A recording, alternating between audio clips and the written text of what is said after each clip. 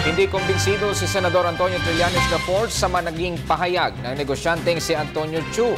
Nagsagawa ng press conference si Chu kung saan naging emosyonal ang negosyante.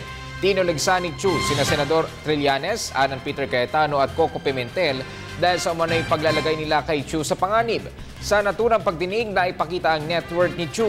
Dahil dito ay naging mainit umano ang mata ng mga kidnapper sa kanya. Pinuna naman ni Trillanes si Chu kung bakit ngayon lang ito sinasabi kung kailan 2 beses nang dumadalo ang negosyante sa kanilang pagdinig. Pinayuhan din ni Trillanes si Chu na magsumbong sa mga pulis kung siya'y nakakatanggap ng mga pagbabanta. Ito na lang si Mr. Chu kasi hindi ako nadala doon sa drama niya. Sa akin, hahabulin namin siya. We will get to the bottom of this. Lahat na magiging part ng cover-up ay mananagot. Early on, I volunteered na I reached out para nga ma-save siya. Ano? Kaso apparently kasama siya sa cover-up.